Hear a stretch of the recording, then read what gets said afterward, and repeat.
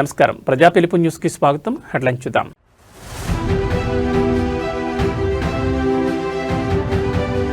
నాంపల్లి అగ్ని ప్రమాదంలో 5 మృతదేహాలు గుర్తింపు. 20 గంటలకు పైగా కొనసాగుతున్న సహాయక చర్యలు.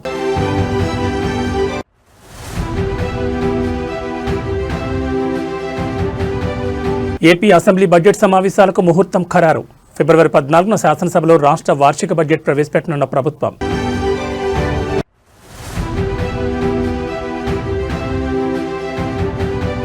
పంజాగుట్ట కాలేజీలో డ్రగ్స్ కలకలం. డ్రగ్స్ తీసుకుంటూ పట్టుబడ్డ 5 విద్యార్థులు.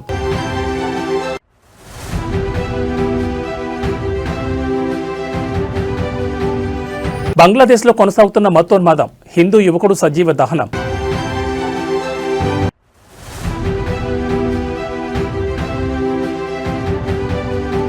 తిరుమలలో అంగరంగ వైభవంగా రథసప్తమి వేడుకలు. సప్త వాహనాలపై దర్శనమిస్తున్న మలయప్ప స్వామి. ఇక డీటెయిల్స్ చూస్తే హైదరాబాద్ నాంపల్లిలోని ఫర్నిచర్ షాప్లో శనివారం సంభవించిన అగ్ని ప్రమాదం అంతులేని విషాదాన్ని మిగిల్చింది. ఈ ఘటనలో భవనంలో చిక్కుకున్న 6గురిలో 5 విగత జీవులుగా కనిపించారు. నిర్విరామంగా 22 గంటలకు పైగా సాగించిన రెస్క్యూ ఆపరేషన్లో ఆదివారం ఉదయం 5 మృతదేహాలను అధికారులు గుర్తించారు. మృతులు ప్రవీణ్, అఖిల్, బేబీ, ఇంతియాజ్, హబీబ్ మృతదేహాలను గుర్తించారు. డెడ్ బాడీలను ఉస్మానియా ఆసుపత్రికి తరలించారు.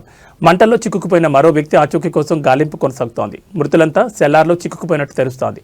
ప్రమాద సమయంలో బిల్డింగ్లో మొత్తం 6 ఉన్నట్లు స్థానికులు చెప్పారు. ప్రమాదం సంభవించిన భవనం దృఢత్వంపై అనుమానాలు రేకెత్తున్నాయి. నిన్నటి నుంచి ఏకధాటిగా మంటలు ఎగసిపడగా దట్టమైన పొగ, వేడి సెగ ఇప్పటికీ తగులుతోంది. దీంతో 4 అంతస్తులు కలిగిన ఈ భవనం పటిష్టపై అనుమానాలు వ్యక్తమవుతున్నాయి. ఈ నేపథ్యంలో జేఎన్టీయూ ఇంజనీరింగ్ బృందం ఇప్పటికే ఘటనా స్థలానికి చేరుకుంది. ఈ బృందం బిల్డింగ్ను తనిఖీ చేసి నివేదిక ఇవ్వనుంది. ఈ నివేదిక ఆధారంగా భవనం విషయంలో అధికారులు నిర్ణయం తీసుకోనున్నారు. మరోవైపు హైడ్రా, పోలీసులు, ఫైర్ సిబ్బంది సమన్వయంతో సహాయక చర్యలు చేపట్టారు.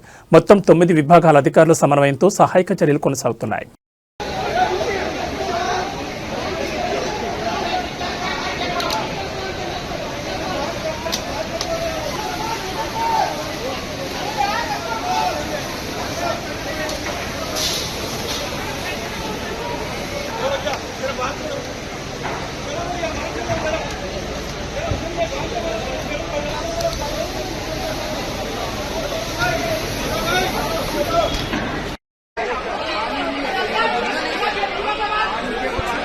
मार बोले लाल ठीक है बाद में फर्क करवाए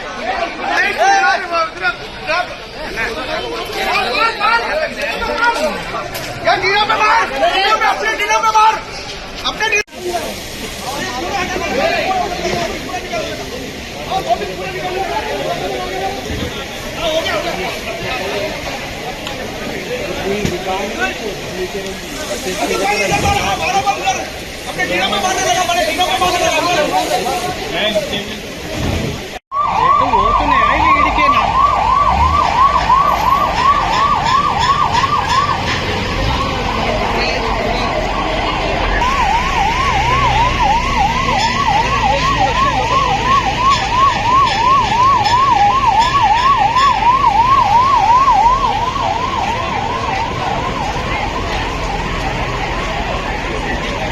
ఆంధ్రప్రదేశ్ శాసనసభ బడ్జెట్ సమావేశాల ముహూర్తం ఫిక్స్ అయింది. ఫిబ్రవరి 14వ తేదీన రాష్ట్ర వార్షిక బడ్జెట్ను అసెంబ్లీలో ప్రవేశపెట్టేందుకు ప్రభుత్వం ముమ్మరంగా కసరత్తు చేస్తోంది.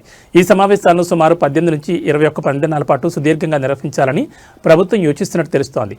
రాష్ట్ర ఆర్థిక పరిస్థితి, భవిష్యత్ అభివృద్ధి ప్రణాళికలు, సూపర్ 6 పథకాల అమలుకు అవసరమైన నిధుల కేటాయింపుల లక్ష్యంగా ఈ బడ్జెట్ ఉండబోతోంది. కాగా ఈ బడ్జెట్ సమావేశాల తొలి రోజున ఉభయ సభలను ఉద్దేశించి గవర్నర్ ప్రసంగించనున్నారు.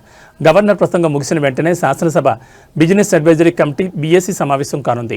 ఈ కమిటీ సమావేశంలోనే బడ్జెట్ ప్రవేశపెట్టే తేదీతో పాటు అసెంబ్లీ పనిదినాలు, చర్చించాల్సిన ప్రధాన అంశాలపై తుది నిర్ణయం తీసుకోనున్నారు. అమరావతి రాజధాని పనులు, పోలవరం ప్రాజెక్టు వంటి కీలక అంశాలపై ఈ సమావేశాల్లో ప్రభుత్వం వివరణిచ్చే అవకాశం ఉంది.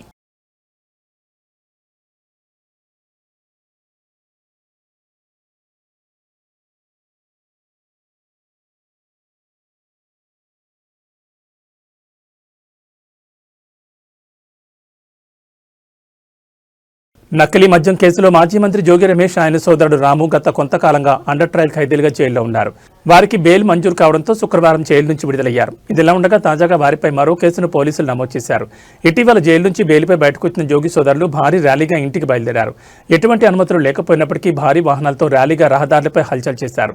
శుక్రవారం వారు నిర్వహించిన ర్యాలీ కారణంగా విజయవాడ హైదరాబాద్ జాతీయ రహదారిపై భారీగా ట్రాఫిక్ జామ్ అయింది. అంతేకాకుండా ర్యాలీలో టపాసులను కాల్చడం వల్ల ఇతర ప్రయాణికులు స్థానికులు ఇబ్బందులు పడ్డారు. అంతేకాకుండా వైసీపీ కార్యకర్తలు డీజే పెట్టేందుకు ప్రయత్నించారు. వారిని నియంత్రించే ప్రయత్నం చేసినప్పటికీ సాధ్యపడలేదని పోలీసులు పేర్కొంటున్నారు. ఈ విషయమై కానిస్టేబుల్ ఇబ్రహీంపట్నం పోలీసులకు ఫిర్యాదు చేశారు. కానిస్టేబుల్ ఫిర్యాదు మేరకు జోగి సోదరులపై బిఎన్ఎస్ 126(2) 292 రెడ్ విత్ 19(2) సెక్షన్ల కింద కేసు నమోదు చేసి దర్యాప్తు చేస్తున్నారు.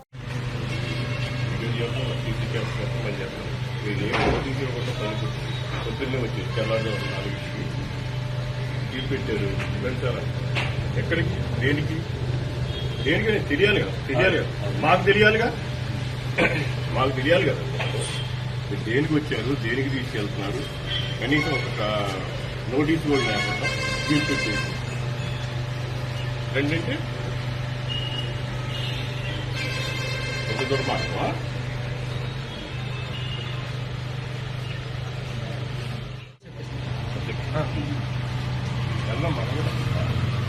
నోటీసులు ఇచ్చారు, నోటీస్ ఇచ్చారు, లోపల తీసుకెళ్ళారు, లోపలికి వెళ్ళి నోటీస్ ఇచ్చారు, డిఎస్పీ గారు ఇచ్చారు.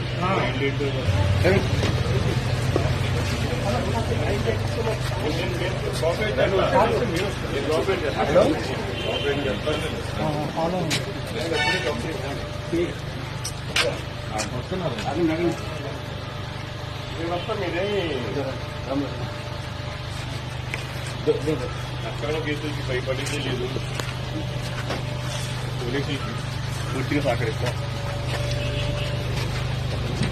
ఎన్ని నెలలు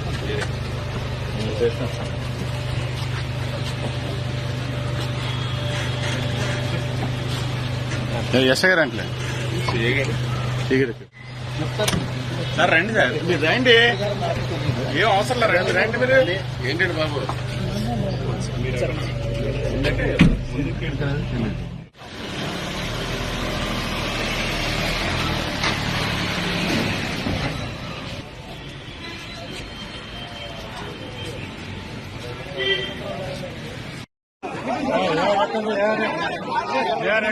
ఎక్కడమ్మా అందరూ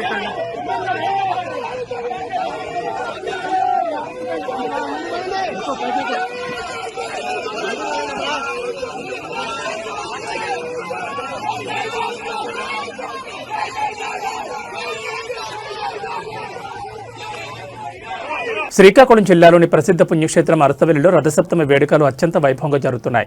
సూర్య జయంతిని పురస్కరించుకుని శనివారం అర్ధరాత్రి దాటిన తర్వాత ఆలయ ప్రధాన అర్చకులు వేద మంత్రోచ్చారణలు, మంగళ వాయిద్యాల నడుమ స్వామివారికి మహాక్షీరాభిషేకాన్ని కన్నుల పండుగ నిర్వహించారు. ఈ సందర్భంగా రాష్ట్ర ప్రభుత్వం తరపున పట్టువస్త్రాలను రాష్ట్ర వ్యవసాయ శాఖ మంత్రి కింజరపు అచ్చెన్నాయుడు తన కుటుంబ సభ్యులతో కలిసి స్వామివారికి సమర్పించారు. అనంతరం ఆయన ప్రత్యేక పూజలు నిర్వహించి మొక్కులు తీర్చుకున్నారు. ఈ ఆధ్యాత్మిక వేడుకలో కేంద్ర పౌర విమానయాన శాఖ మంత్రి కింజరపు రామ్మోహన్ రెడ్డి దంపతులు కూడా పాల్గొని స్వామివారిని దర్శించుకున్నారు. రథసప్తం పురస్కరించుకుని భక్తులకు కల్పించిన ఏర్పాట్లు, దర్శన సౌకర్యాలను వారు పరిశీలించారు.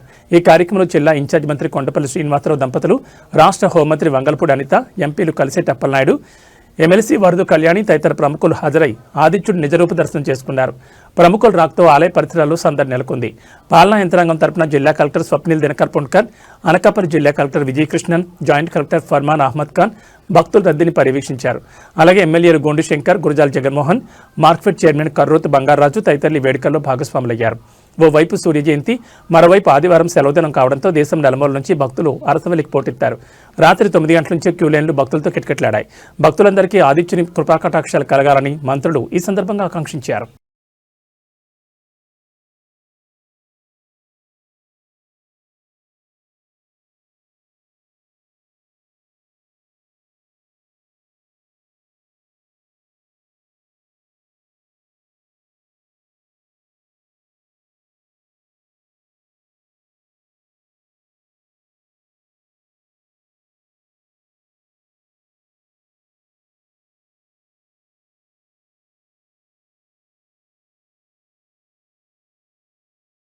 హైదరాబాద్ పంజాగుట్టలోని ఓ కాలేజీకి చెందిన విద్యార్థులు డ్రగ్స్ తీసుకుంటూ పోలీసులకు చిక్కడం కలకలం రేపింది.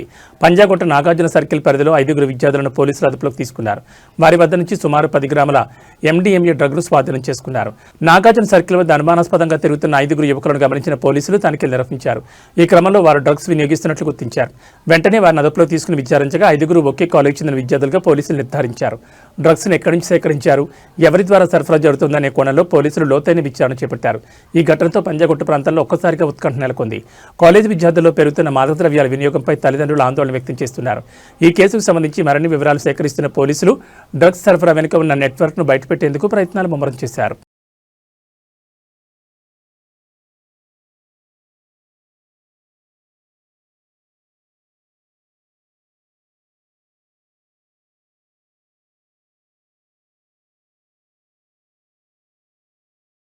మేడ్చల్ జిల్లా అల్వాల్లో అర్ధరాత్రి పెను ప్రమాదం తప్పింది. HMT కాలనీలోని ఒక ప్రైవేట్ హాస్టల్లో భారీ అగ్ని ప్రమాదం సంభవించింది. మంజీరా నగర్ హైటెన్షన్ రోడ్లో ఉన్న 9 ఎడ్యుకేషన్ హాస్టల్లో ఈ ఘటన చోటు చేసుకుంది. అర్ధరాత్రి 3 గంటల సమయంలో ఒక్కసారిగా ఏసీలు పేలిపోవడంతో మంటలు చెలరేగాయి. 4వ అంతస్తులో మొదలైన అగ్ని ప్రమాదం క్షణాల్లో 5వ అంతస్తుకు వ్యాపించింది. ఈ సమయంలో హాస్టల్లో సుమారు 120 మంది విద్యార్థులు నిద్రిస్తున్నారు. 5వ అంతస్తులోని గదిలో ఉన్న 20 మంది విద్యార్థులు 6 పొగ కారణంగా తీవ్ర అస్వస్థతకు గురయ్యారు. బిల్డింగ్ మొత్తం గ్లాస్తో నిర్మించుండడంతో పొగ బయటకు వెళ్లే దారిలేక విద్యార్థులు ఊపిరాడక గదిలోనే పడిపోయారు. సమాచారం అందిన వెంటనే పోలీసులు, ఫైర్ సిబ్బంది రంగంలోకి దిగారు. 4 అంబులెన్స్లు, ఒక ఫైర్ ఇంజిన్ సహాయంతో సహాయక చర్యలు చేపట్టారు. అపస్మారక స్థితిలో ఉన్న 6 ఫస్ట్ ఇయర్ విద్యార్థులను పోలీసులు తక్షణమే దగ్గరలోనే ఆసుపత్రికి తరలించారు.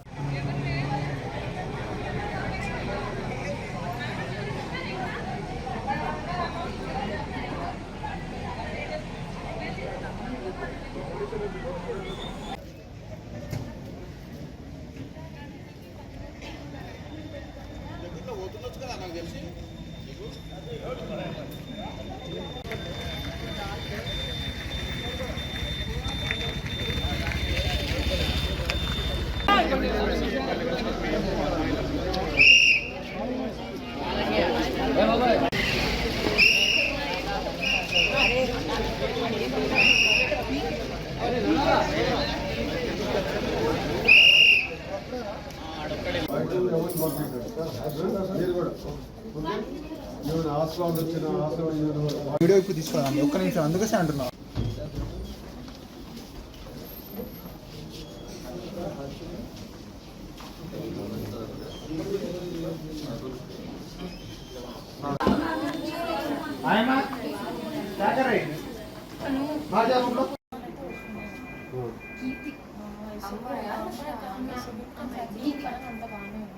మేబీ అక్కడ ఎక్కువ తీసుకోవడం వల్ల అట్లా సపరేట్ అవుతుంది.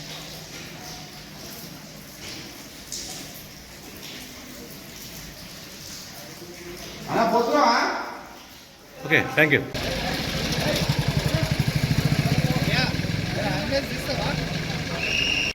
ఏం కాలే కదా, ఏమో తెలియదు. మనం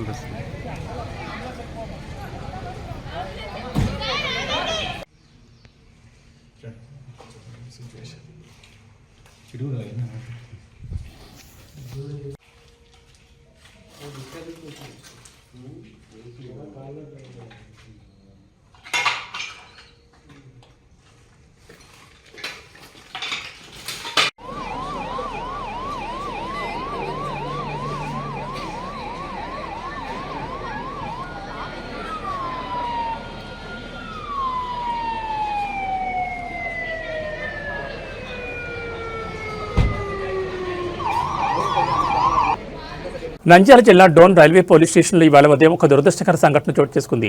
డ్యూటీ ముగించుకుని తిరిగి వచ్చిన ఒక హెడ్ కానిస్టేబుల్ తుపాకీ మిస్ఫైర్ కావడంతో అక్కడికక్కడే ప్రాణాలు కోల్పోయారు. ఈ ఘటన పోలీస్ శాఖలో తీవ్ర విషాదాన్ని నింపింది. కర్నూలు జిల్లా బెలగల్ గ్రామానికి చెందిన పెద్దయ్య డోన్ రైల్వే పోలీస్ స్టేషన్లో హెడ్ కానిస్టేబుల్గా పనిచేస్తున్నారు. శనివారం రాత్రి హుబ్లీ నుంచి విజయవాడ వెళ్లే రైల్లో భద్రతా డ్యూటీ ముగించుకుని ఆదివారం ఉదయం డోన్ స్టేషన్కు చేరుకున్నారు. డ్యూటీ ముగిసిన తర్వాత తన వద్ద ఉన్న సర్వీస్ రివాల్వర్ను స్టేషన్లో అప్పగించే క్రమంలో ప్రమాదవశాత్తు అది మిస్ఫైర్ అయింది. ప్రమాదంలో బుల్లెట్ నేరుగా పెద్దయ్య శరీరంలోకి దూసుకుపోవడంతో ఆయన తీవ్ర రక్తస్రావమై అక్కడికక్కడే మరణించారు. సమాచారం అందుకున్న రైల్వే పోలీసు ఉన్నతాధికారులు సంఘటనా స్థలానికి చేరుకుని వివరాలు సేకరించారు. మృతదేహాన్ని పోస్టుమార్టం నిమిత్తం స్థానిక ప్రభుత్వ ఆసుపత్రికి తరలించారు. ఈ ఘటనపై రైల్వే పోలీసులు కేసు నమోదు చేసి దర్యాప్తు చేస్తున్నారు. మృతుడు పెద్దయ్యకు భార్య, పిల్లలు ఉన్నారు. ఆయన మరణవార్త విన్న కుటుంబ సభ్యులు కన్నీరు మున్నీరవుతున్నారు.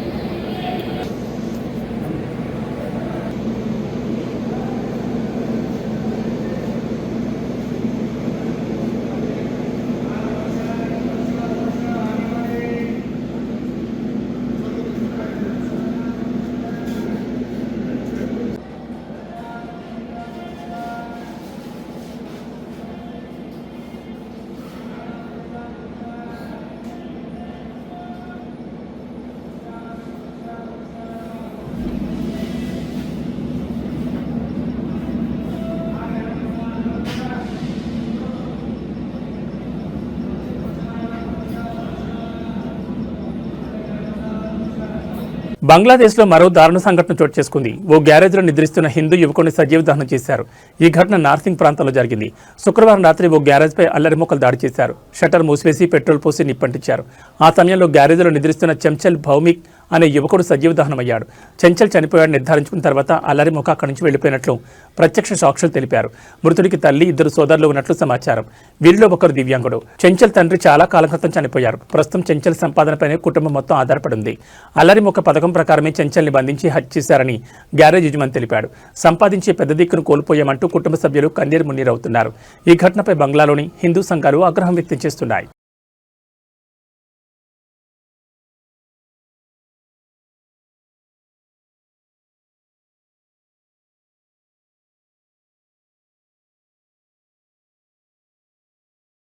ములుగు జిల్లా గోవిందరావుపేట మండలం పసల బ్రిడ్జి వద్ద 2 కార్లు ఢీకొన్నాయి. హైదరాబాద్ నుంచి మేడారం జాతరకు భక్తులు వెళ్తున్నారు. ఈ క్రమంలో బ్రిడ్జి వద్ద ఒక్కసారిగా ఒక కారును మరో కారు ఢీకొట్టింది. మేడారం వైపుగా వెళ్తున్న మంత్రి సీతక్క గమనించి కాన్వాయ్ ఆపి క్షతగాత్రులను పరామర్శించారు. వారిని సురక్షితంగా వారి స్వస్థలాలకు వెళ్లి ఏర్పాటు చేయాలని పోలీసులకు సూచించారు.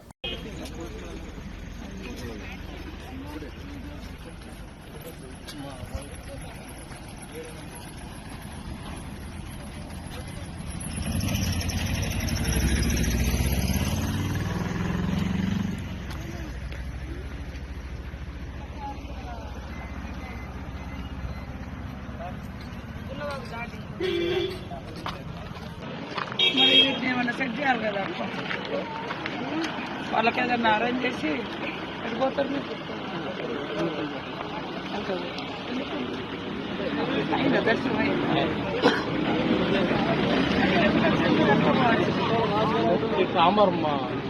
అరవింద్ కామారము అయితే వీళ్ళు వేరు. సరే ఏదన్నా వెహికల్ 2 పంపించండి వీళ్ళను. హలో చేయించు. ఓకే తొందరగా సుప్రీం.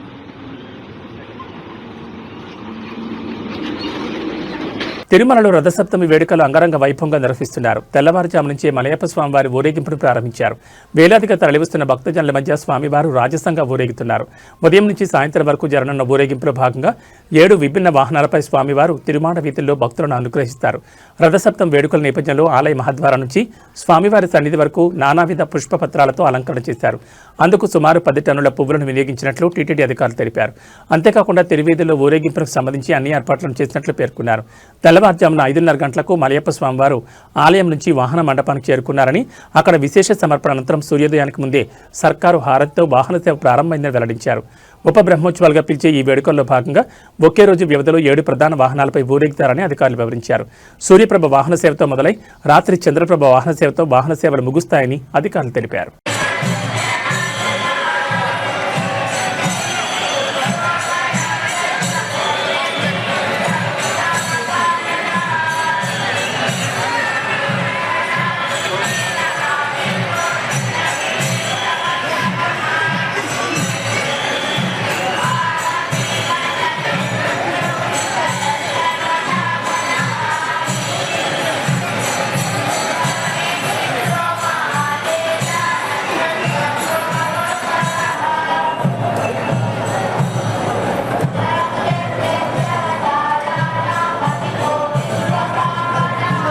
గుంటూరు జిల్లా దుగ్గిరాల మండలం చిలుమూరులో ప్రియుడితో కలిసి భర్తను హత్య చేసిన ఘటనలో అసలు నిజాలు బయటకొచ్చాయి. భార్య మాధురి వ్యవహారంపై అనుమానంతో ఇంటి దగ్గర ఉన్న సీసీ కెమెరాలు ఏర్పాటు చేసేందుకు భర్త శివనాగరాజ్ ప్రయత్నం చేశాడు. సీసీ కెమెరాలు ఏర్పాటు చేస్తే తన వ్యవహారం బయటపడుతుందని ఆమె ఒప్పుకోలేదు. దీంతో భర్తను అడ్డు తొలగించుకోవడానికి ప్రియుడితో కలిసి ప్లాన్ చేసింది.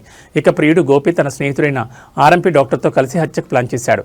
సదరు ఆర్ఎంపీ డాక్టర్ తెచ్చిన నిద్రమాత్రలను భార్య మాధురి బిర్యానీలో కలిపి భర్త శివనాగరాజ్కి ఇచ్చింది. అనంతరం అతన్ని ప్రియుడి సాయంతో హత్య చేసింది. ఇక ప్రియుడు గోపితో పాటు అతని స్నేహితుడు ఆర్ఎంపీ డాక్టర్ను కూడా పోలీసులు అదుపులోకి తీసుకున్నారు. శివనాగరాజు హత్యపై మాధురి, గోపి, ఆర్ఎంపీలను విచారణ చేస్తున్నారు.